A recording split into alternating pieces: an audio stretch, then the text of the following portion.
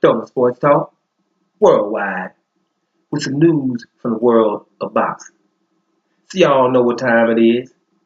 You ain't in a rush to get concussed. Now, let's talk that middleweight showdown. You know, the one everybody waiting for. Canelo Alvarez versus Triple G, Gennady Golovkin. Right? That's the one everybody seems to want to see. The second one. The rematch, right? Going down on Cinco de Mayo, May the 5th. We know what's up. They've been doing little press conferences and tours and things, hyping the fight.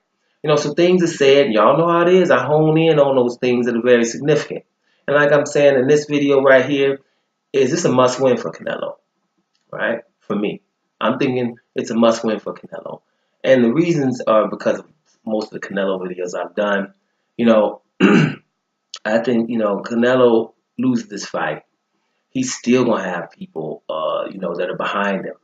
But it's going to be very hard to just be fighting, anybody, because your division is loaded, right? It's loaded in the 160-pound division now. For those who don't know the names, you have mandatories of Jamal Charlo and Deverenchenko. Ukraine bring the pain, right? You got guys that are lurking, like Demetrius Andrade, who's been there from 154 moving up, right? You have those guys, right? Canelo has said he's not going to fight Billy Joe Saunders. We're going to get to the reason in a minute. So there you have it. Where does he go from here, right? At some point, you ain't going to be fighting the Kirklands of the world and whatever, the Savage Juniors of the world. So you have the 160-pound division. We know he can't go down to 154. You mess around and go back. You want to go back to them other Lions weight? Laura's been calling you out. He'll go whatever weight you go to fight you. Laura's there. Want that rematch because you didn't beat him in his mind for sure, right? Then you got Jamal's brother, Jamal Charlo, down there, lying, waiting up. So the other ones, so I'm just going to mention them two right there. So you don't really want to go to 154, right? So you're not going up to 168.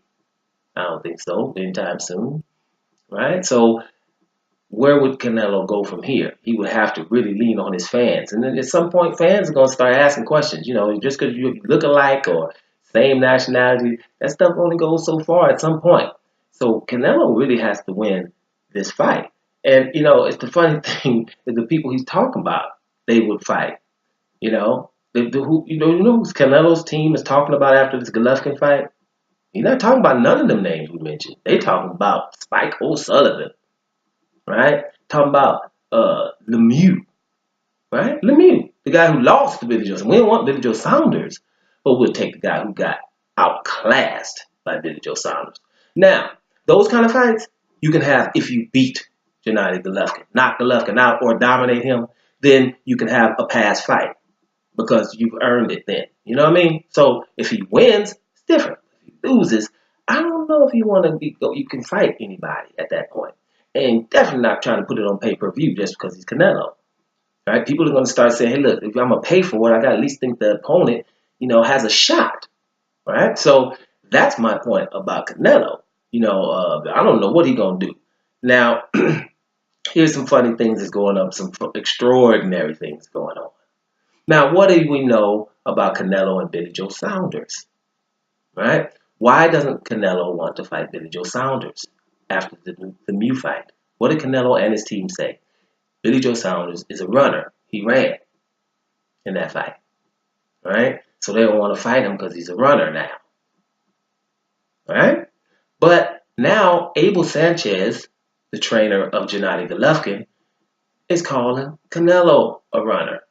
Now, he said you came in the fight Mexican style, which doesn't exist, but okay, we know what they mean with that. A come forward guy fight with no brains, like it's just insult Mexicans and call it Mexican style like that. But okay, you came in to fight Mexican style, you left Floyd Mayweather, trying to say that Kate was defensive, right?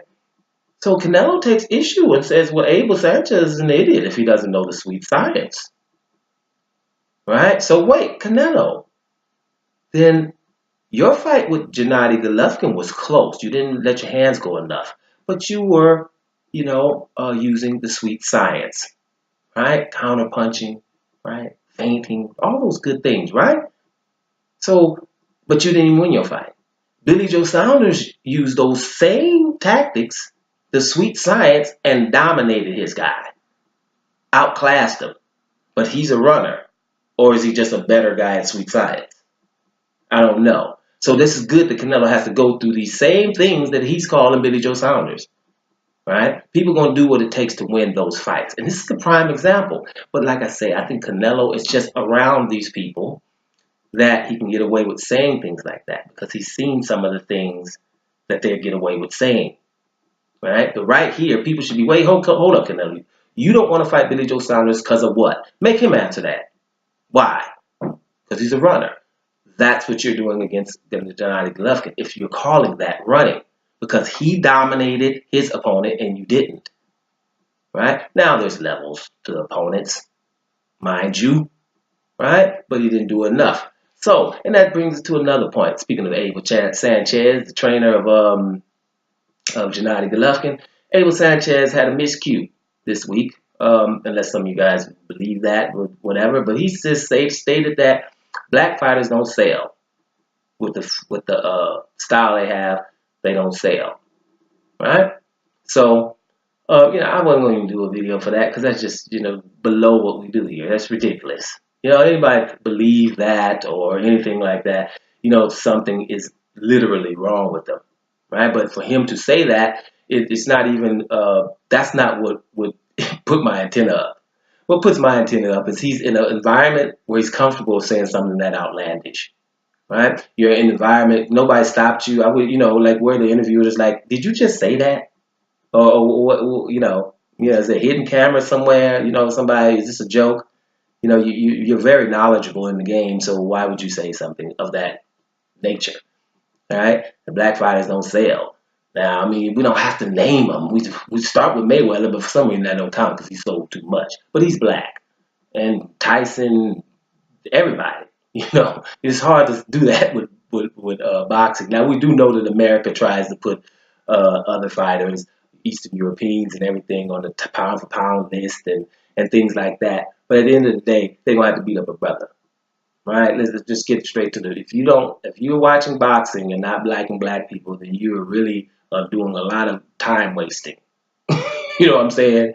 And your blood pressure's up. Because that's a lot of one. And like I said, for people like that, they're snowboarding, where you don't have to deal with the athletic prowess of a brother.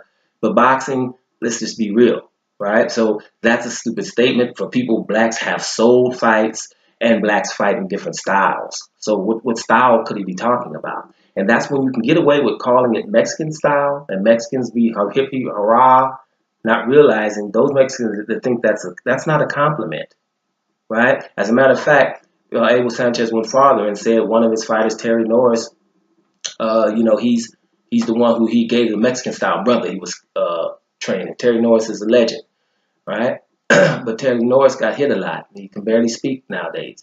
He's still under 50, can barely speak. So, the thing about that is Mexican style is a non-existent style. There's no one who employs the Mexican style when they can do other things to win, right? Hence, you're not in a rush to get concussed, right? You're not. Not any humans.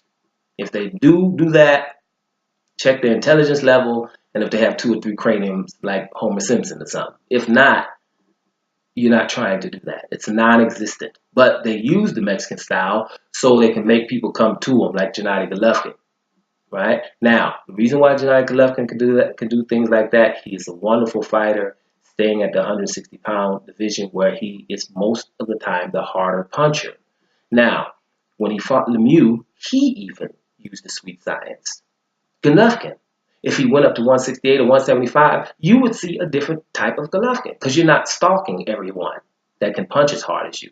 And other fighters that are great in the history have had to move up in weight and apply different tactics, right? You can't apply the same tactics if someone has other strengths. You have to neutralize those strengths. But I'm not talking to people that are idiots. You guys understand that. So, yeah, Abel Sanchez, he went over the top on this one. But like I said before, if you're hanging around the same guys who had the racist emails from Ring Magazine to Golden Boy Promotions and you're hanging around there, then nobody in the audience is going to be like, well, what did you just say? You hang around people who think that, right? Or would like to think that. Because people in the know that's a ludicrous statement. But, if you're saying that to a casual fan or something that's not really paying attention, then you might get away with it.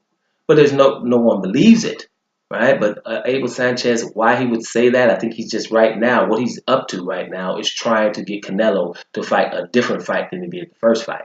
That's what his issue is.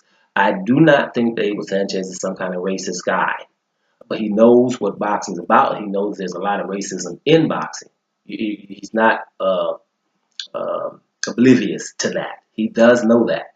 So, I don't know why he would go overboard on this one. I think that was definitely a miscue here, and it's definitely something that's not really true.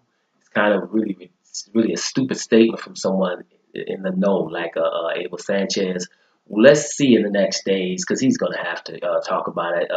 One of the main boxing channels interviews him a lot, and I know he's on his neck really right now. But they talk, they're cool, but I just think that Abel has got to do something about that. That was a ridiculous statement. And mentioning Terry Norris and his condition didn't help it at all, to be honest with you. So back to the top, Abel Sanchez said something ridiculous, right? Nothing really new. And Canelo really don't have nowhere to go. This is a must-win fight because he's not going up or down in weight, right? This is where he's got to be. And if he doesn't win this fight, he's got nothing but piranhas and sharks, lions, or whatever you want to call it, predators, waiting for him. That's why I don't think he cannot lose this fight. Are y'all feeling me? Did y'all follow all that? Cool. Dome Sports Talk worldwide. And I'm up out of here, y'all.